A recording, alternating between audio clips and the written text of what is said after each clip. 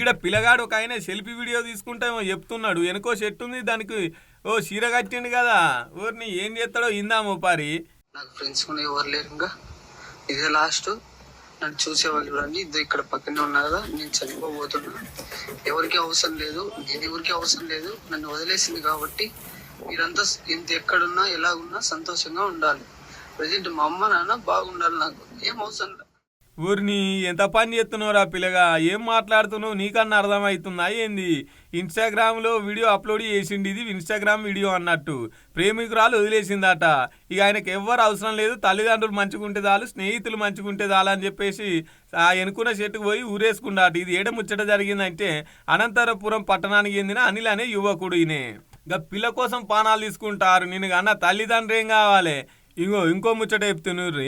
హైదరాబాద్ సరూర్ నగర్ లా ప్రియుడితో కలిసి భర్తనే హత్య చేసిందట ఇంకో మహిళ మని. అరే చిట్టాంటి ఆమెను ప్రియుడితో కలిసి ఇక సోపతి కట్టిందట. ఇక ఎట్లయినా అడ్డుపడుతున్నాడు, భర్త అడ్డొస్తున్నాడు అని చెప్పేసి జిల్లాల శేఖర్ని ఎట్లయినా లేపాలనుకున్నది, లేపేసింది. పథకం ప్రకారం ప్రియుడితో కలిసింది, పథకం వేసింది, అమలు చేసింది. ఇక ఎప్పుడుకున్న పోలీసు వాళ్ళకు దొరకక తప్పదాయే.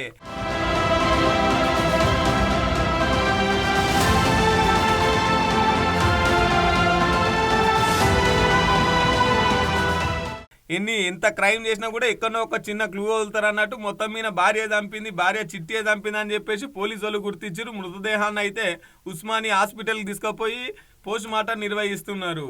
ఇగో గిసొంటి ఆరేలి నడుమ ఎక్కువనే అవుతున్నారు. పోండ్రి ఉత్త పుణ్యానికి ఆడ చచ్చిపోయి, ఉత్త పుణ్యానికే ఈయన చంపేసి ఈ నడుమ సావులంటే వీళ్ళకు ఎక్కే లేకుండా పోతుంది.